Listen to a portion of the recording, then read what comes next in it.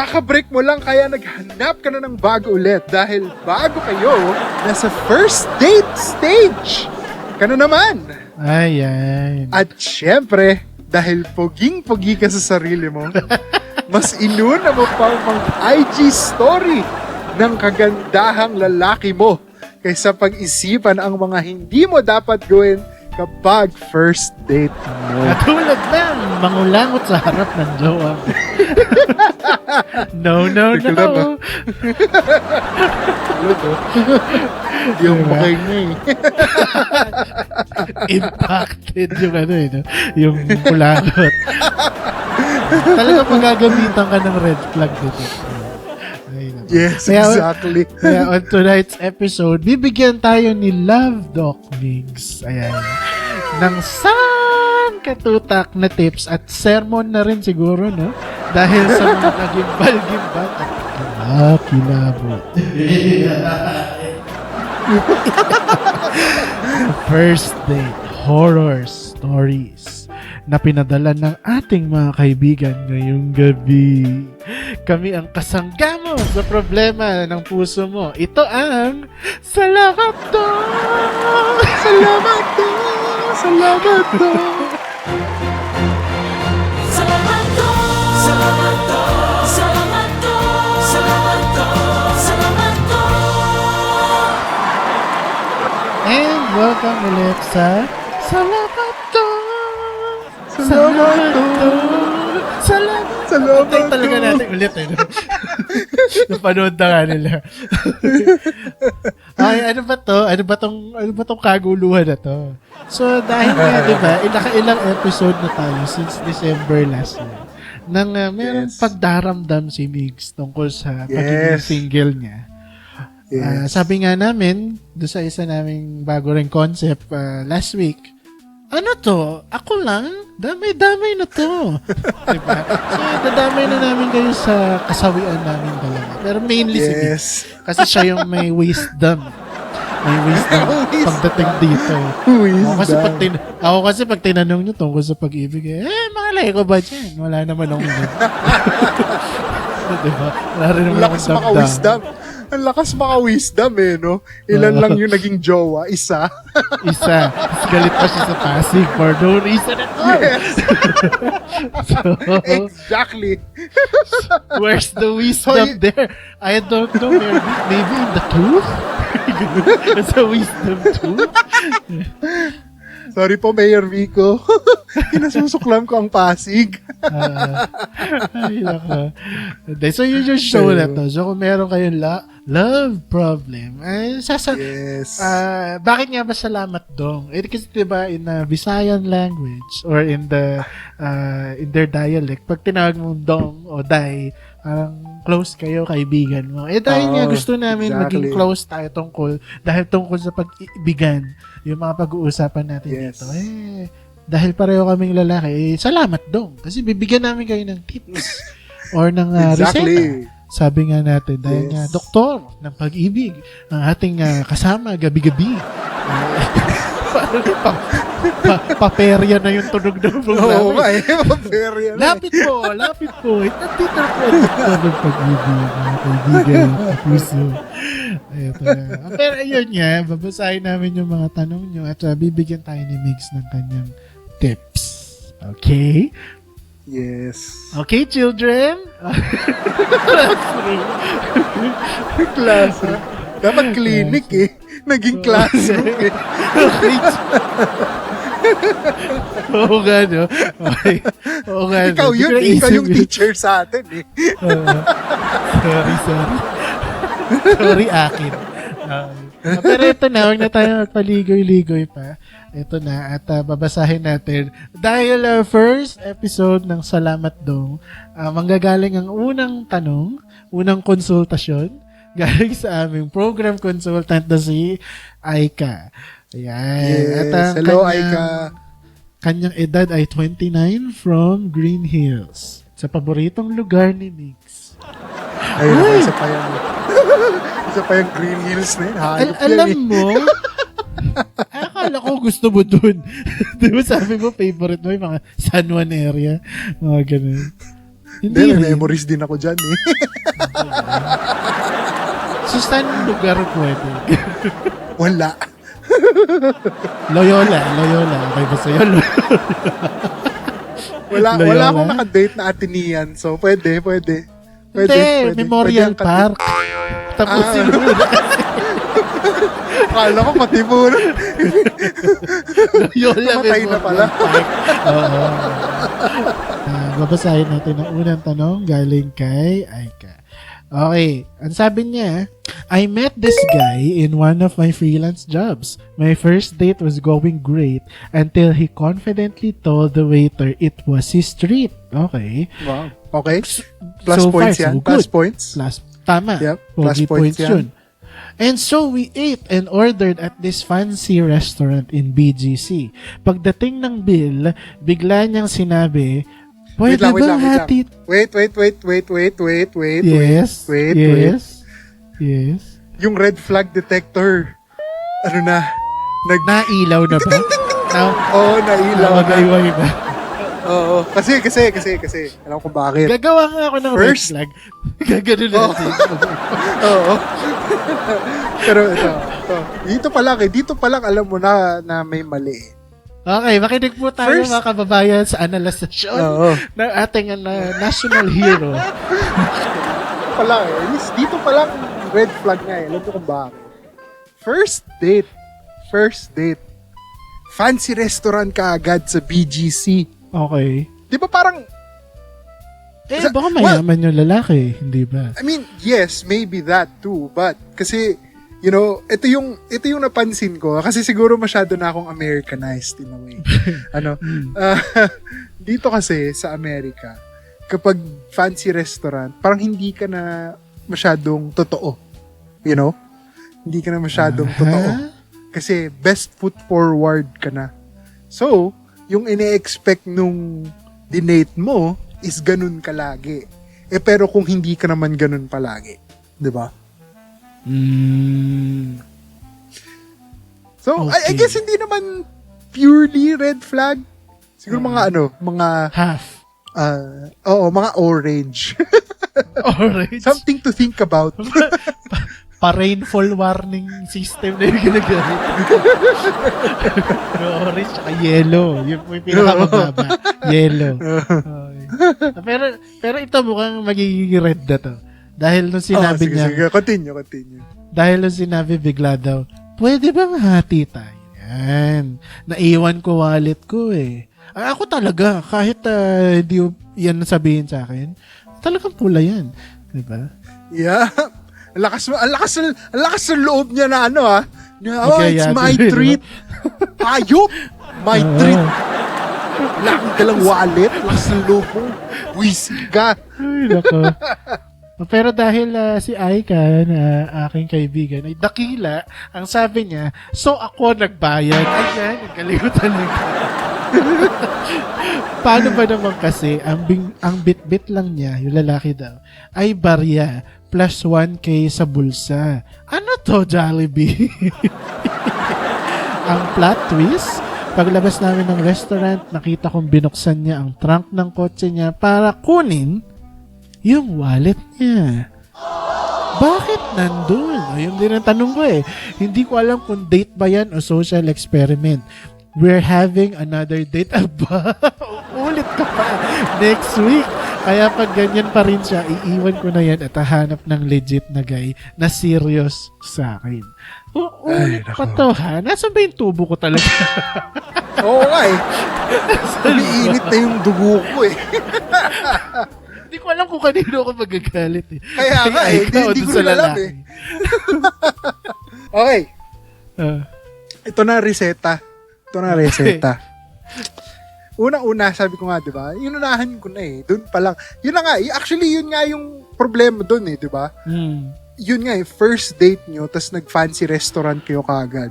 Let's give the benefit of the doubt na mayaman nga yung guy. But still, di ba? Maski mayaman yung guy, usually, ang mga mayayaman, maski mayaman sila, ano yan eh, chill lang yan. Usually drinks, coffee, ganyan. Hindi fancy restaurant. Parang Kasi parang kung you temper the expectations. Exactly. Parang, yun nga eh. Parang isipin mo na, ano nga ba? Worth it ba mag-invest sa taong ito? Yeah. Diba? Yeah. Ngayon, in this case of the story, biglang pwede bang hati tayo na iwan ko wallet ko? Tapos ikaw nagbayad? Bakit ka pumayag? Bakit ka pumayag na ikaw nagbayad? Dapat wala nang next. Okay na yung ito. Oo. Okay na yung huli. Oh, na parang, sige, sige, bayaran, sige, nagbayad ka na, let's move on. Pero yung pumayag ka na may another date, ano ba yan? Dapat doon palang wala na. Script na to, nasulat last week.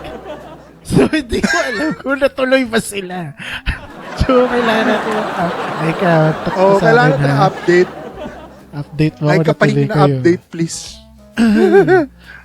Pero kasi, ano naman eh, okay, reset ako sa'yo, 10 milligrams of self-respect. Ang ganda nun. Know your worth, please. Please lang. Kasi, Ilang times a day, Doc? 5 times a day. Forever and ever. Hindi, in all seriousness, the reason why self-respect is such a big thing in this context. Kasi nga, yun na nga eh, dinala ka niya sa fancy restaurant, ang lakas niya ng loob na siya, na it's his treat. Tapos biglang all of a sudden, hati kayo, parang, teka lang. Diba? So, dun pa lang parang, sigurado ka bang totoo yung ano niya, yung pagka ano niya as a person to you, 'di ba? Sincere ba siya? Exactly. Sincere ba siya talaga? Exactly, or baka mamaya yung pangalawang ulo niya lang yung sinusundan niya, 'di ba? Oo. Grabe yun. O, Ay, totoo nako. yun. Maraming ganun. Exactly. Kasi yun na nga eh. Kung totoo nga naman talaga yung guy, you know, yes, whether fancy restaurant or wherever, dapat hindi siya yung best foot forward lagi. I mean, yes, okay din yun. Yes, princess treatment. Pero kasi, Yeah. let's live in reality for a second here. You know, hindi lahat ng tao, made out of money. Yeah. Kung sinabi niya my treat, 'di ba? Doon pa lang okay, sige. And then yung biglang hataw niya sa'yo na ganun, doon pa lang parang okay, hindi ko na to kikitain. That's it. Ghosted to sa akin. Kasi yun na nga, at the end of the day, you need to know your self-respect. Yeah. You are worth more than being treated like this. 'Di ba? Kasi nandun pa yung wallet sa sasakyan. So parang Basta magkakaibigan nga lang di ba? May mga ako sa'yo na kaibigan mo. O, treat ko kayo lahat. Birthday ko. Tapos bigla pag sa bayaran, uy, may nangyari sa amin ganyan. Yep. Dati, sabi, uy, treat ko kayo sa samgyup salad. Ganyan. Aba, pagdating doon, hindi dala yung wallet, pinaghati-hati pa kami para ilang kami magkakasama. Para maambagan siya. Hanggang Ay, ngayon, no. hindi niya pa rin nababayaran yung 450 ko. Kasi ako yung pinakamalaki nag-ambag sa kanya eh. Kasi kung di namin siya ambagan, hindi kami makakaalis dun. Kasi Exactly. hindi mabubuno yung bayad Yeah. biro mo, Right. KKB nga kami. O, diba? Yeah. Yun na nga lang eh. Hindi na nga yun na ulit eh. Magkakaibigan pa kami nun eh. Yep. Ito pa, na magiging future husband mo. Paano na? Exactly. Yun naman yun eh. At the end of the day, kailangan mo talagang tignan yung mga little details like that. Kasi dyan papasok kung seryoso ba or hindi. Kasi at yun na nga eh. Siyempre, kahit sino naman, di ba? Ang gusto makahanap is Yeah. talagang partner for life. And Yeah. kung totoo nga siyang tao, would you treat them like that? Di ba? Yes. Hindi, mag-ano lang ako eh. Nag-reminisce lang ako sandali. I was gonna share na yun nga, lahat ng experiences ko dito sa Amerika, lagi akong best foot forward. O, tingnan mo saan ako napunta. Nagbuhat ng 400-pound cabinet. Yeah. Nagbayad ng $200 dinner. Ano pa? Lahat to para lang sa para lang ipakita na, ganito I'm akong tao, interested in you. generous, Yeah, parang helpful. ganun. Exactly. Ah. Tapos yun, wala, nothing. So yun na nga hindi naman sa dinidiscourage ko si Aika or anyone else who's watching or listening. Pero yun nga kailangan mo talagang i-question if somebody's, putting their best foot forward. Mm. 'Di ba? Kasi parang bakit mo gagawin 'yan? Hindi naman sa kino-question ko yung integridad mo as someone who can provide, but it's like it's our first date. Parang Yeah.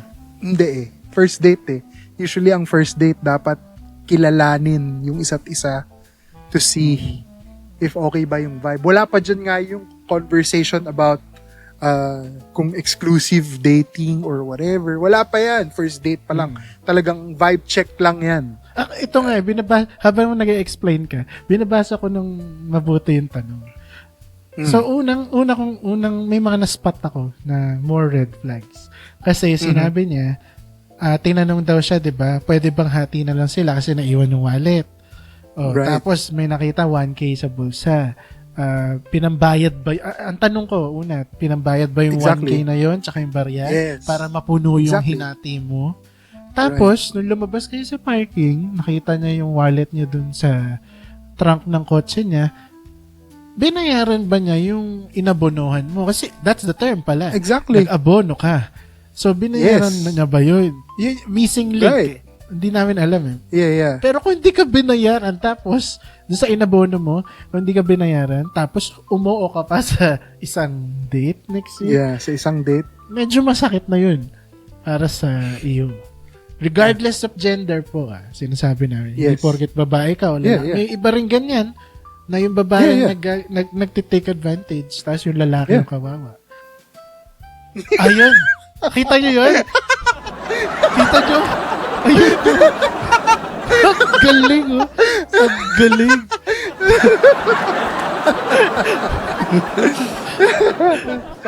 para may dumadang jet no? Ganun. Uy, kita nyo yun? Ang galing.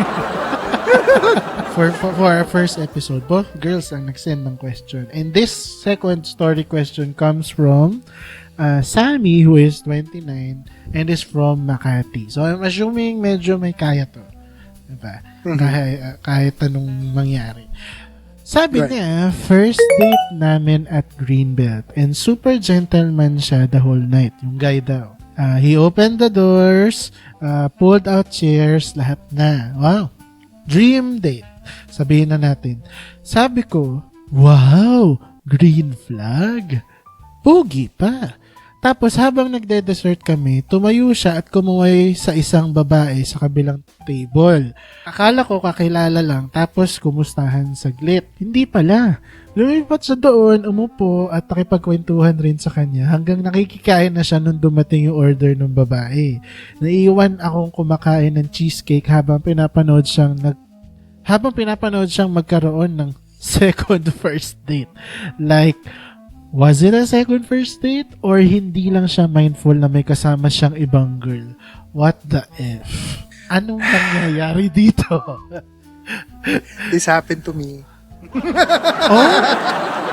This Saka happened hindi to po me kami too. nagkamali na kumunin ng ekspertong totoo talaga dito. Mahihiya ang GMA. GMA, mahihiya kayo sa serbisyo totoo nyo. Ito, ekspertong totoo. Okay, go ahead. Honestly, ang sakit nito. Ang sakit na Oo. experience na ito.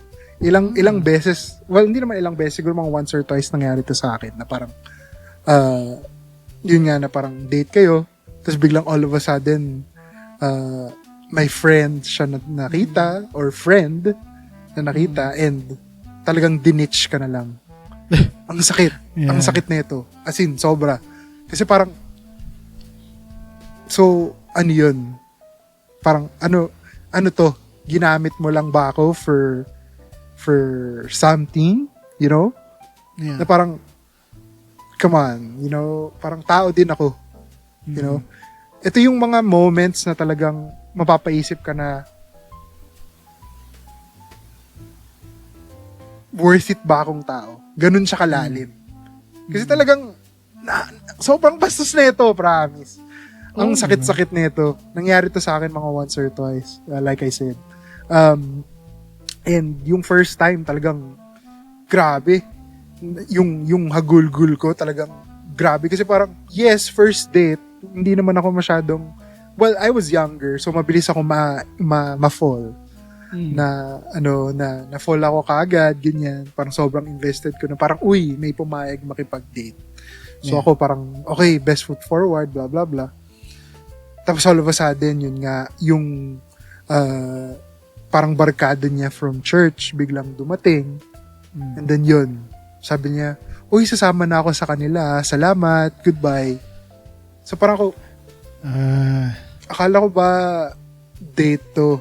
Bakit biglang, di ba? May baka agenda. Oo, na parang at least man lang, maybe, I might be at fault na, hindi ako, masyado nga ako naging invested early na na-turn off siya sa akin, and maybe during the date, maybe she texted their friends na, uy, punta kayo dito, na, I'm feeling uncomfortable, ganyan. So, save me, ganyan. So, I get that. Pero kasi, sana, wait lang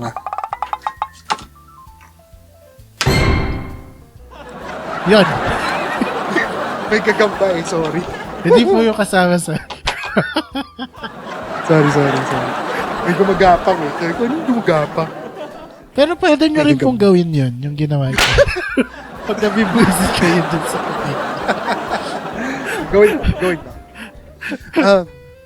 Yun nga parang, di ba, parang, yes, maybe I did make her feel uncomfortable during the date, kasi nga masyado akong invested, masyadong strong yung aking approach. But the thing is, like, sana na-communicate sa akin. Yeah. I get it na for people who go on dates na, na you don't want to hurt the other person. So, you'll try to find another excuse to get out of the situation. Yeah. So, katulad niyan, yung biglang may friends kang dadating, tapos sasama ka na lang sa kanila, or bigla ka na lang aalis, mag-Irish exit ka na lang, hindi ka magsasabi, or whatever. Pero you have to also consider what the other person feels. Kasi tao rin yun. Di ba? So, mas magandang masaktan na isang tao nang diniretso mo. At Exactly. naging honest ka. Kaysa yung parang hanggang ngayon you've left them hanging, identifying what happened and trying to make sense of why you just left. Ako may ganyan, well, ito hindi to dating yun sa akin, hindi about dating. About to sa isang kausap ko na nag-offer sa akin ng trabaho dahil nagsusorry siya sa akin. So, dahil yun nga, yung kinikwento ko to dati, na inofferan niya ako ng trabaho, tapos biglang hindi ako natanggap, hindi niya inisikaso. Yes. Parang hinayaan niya lang, parang, kawawa ka naman, parang ganun lang. Tapos biglang, nung wala siya mahanap, hahabol siya sa akin. So, parang ganun din yung nangyayari, na-offend ako sa ginagawa niya. Right. So, respectfully, sinabi ko na lang na pasensya ka na, kasi hindi talaga maganda yung ending nung unang try ng pagkuha mo sa akin bilang empleyado mo. Hindi ko talaga nagustuhan yan. Can I be excused sa meeting natin? Kasi I think I need to earn my parang self-worth or self-respect. Yes. Yeah. At this moment, sabi ko sa kanya. Right. Tapos parang syempre, natural, na-offend siya na parang, ay, bakit ganyan? Anong problema? Ganyan. May mga sinasabi pa siya na, bakit ganyan attitude ko? Ganyan. Sabi ko, okay, gets ko, pasensya na. Pero sa totoo naman, kayo yung unang nagkaroon ng problema. Diba? So, para wala na akong business with you, I'll just leave. Yes. Malinaw. Diba? Hindi ko siya binigyan ng parang rason na mag-isip ng iba pang bagay na baka ganito iniisip ko or iniisip niya ganito kaya siya bigla lang umalis. Wala. Talagang malinaw. So, kumbaga, in a relationship, lalo, yun ang mas importante na malinaw, plain and simple. Right. Black and white, sabi nga nila, diba? I mean, now that I'm thinking about it, in a way, guilty rin ako with regards to that. Not necessarily in relationships, but to, the people na, there are times that I went on dates, tapos hindi ko rin masyadong na-feel na I would still try to converse, pero, it dies down, yung excitement. So parang, Yeah. in a way, I do regret just not telling the person na parang, sorry, parang hindi ko talaga vibe. I hope, na I just end up ghosting. I've done this multiple times. I'm guilty of this. Kaya, I'm gonna listen to my own advice here then. Kasi nga, yun na nga minsan, hindi natin naiisip na tao yung kausap natin. Tao yung kasama natin in this experience. Hindi yan basta-basta na bagay lang na itataboy mo. Dapat hindi tinitake for granted yan. And, yun na nga kailangan bigyan natin ng respeto. Whether we like them or not, we need to be upfront with how we feel. Huwag pa huhulog lagi. Siguro ang isa sa mga bagay na malalearn mo dito sa experience mo, no? Huwag pa huhulog palagi kapag pinagbubuksan ka ng pinto Yes. o kaya sinusundo ka, ganun. Right. Talagang malalaman mo lang ang isang tao ang kanyang ugali kapag matagal na kayong nagsasama. Ngayon, don't Right. commit first. Yes. Kasi lagi, ano yung sinasabi mo kanina? Lagi, best foot forward. Best foot forward, yes. Pero kapag sorry for the lack of a better term. Pero sobrang ganda ng term na to. Narinig ko kay Ninong Ray. Yung pag nagkapit-pitan na daw ng itlog, wala na. Yes. Doon mo malalaman ng totoo. Yeah. Yun. Reseta for Sammy. 2.5 milligrams of Mababa self-worth, lang, ha? self-respect. Self-respect. At least hindi siya pumayag sa second date. Or we don't know. But hopefully. Kaya 2.5 milligrams lang ng self-respect. So 2.5 milligrams of self-respect twice a day for 3 months. Kasi 3-month rule.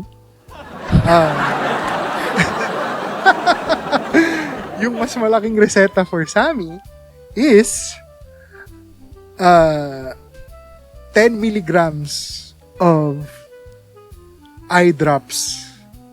Bakit eye drops, kuno? Bakit eye drops? Para mas malinaw mong makita yung intention ng mga nakaka-date mo. 10 milligrams of eye drops take before going on dates. Preferably 2 medical, hours no? before. Yes, preferably 2 hours before. Patak lang para makita mo yung intention ng kadate. Kunwari, bigla kang nagkasakit, kailangan mo ng someone to be with, malalaman mo kung pupunta ka ba niya talaga. Right. Actually, parang yung natutunan ko kay Benedict Kua about friendship, parang applicable dito. Sabi niya nga, meron daw 3 kinds ng friends. Right. So, i-translate nyo na lang to in a relationship mode, di ba? Pero meron daw 3 kinds of friends. Yung unang kind of friend, siya yung friend na malayo sa'yo, pero kapag meron kang nangyayari or development sa buhay mo, kinakamusta ka niya. Right. That's a good kind of friend. Yes. Meron naman daw yung isang kind of friend, yung second kind of friend, malapit siya sa'yo kapag meron kang kailangan, nandiyan ka, kahit malayo rin siya sa'yo, pag meron kang kailangan, pupuntahan ka niya. That's a friend you should also keep. Yes. But the third kind of friend is someone that is far from you, you've just met a couple of times, treats you, parang one way lang yung treatment as a friend. Right. But when something happens to you, you won't see them, you won't hear from them, whether it is successful or a failure or a health issue, dead ma sila. Right. Yun ang tinatawag natin transactional. So, Yes. parang wapakils na siya kahit ano mangyari sa buhay mo. Hindi rin siya nakikinig sa'yo tungkol sa mga small things in your life na improvements or failures. Wala siyang pake. So, that is a kind of friend na dapat ligwakin mo sa buhay mo. So, tingin ko, in a relationship, pwedeng maging standard mo din yun. Na itong guy na to, ganito. Itong babae to, ganito, ganyan. Yeah. Kapag sila match sa standard mo, that is someone you need to pursue or keep. Pero kapag parang transactional lang sila, sinasabi nga ni Miss na umpisa, yung parang yung isang ulo lang yung pinapagana sa sitwasyon. Exactly. Ay, tanggal na. Tanggal yun sa buhay. Anyway, that's it for our episode today. Make sure to subscribe and follow our YouTube channel, Crumb Society, for more fun conversations. I'm Stephen. Make sure you're also following us on Spotify and Apple Podcasts.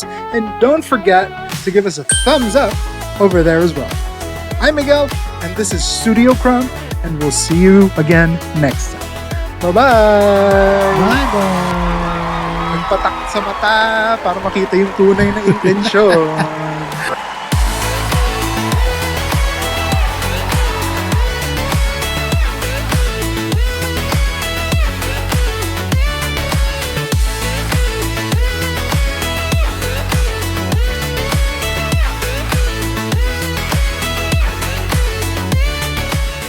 Studio Crumb.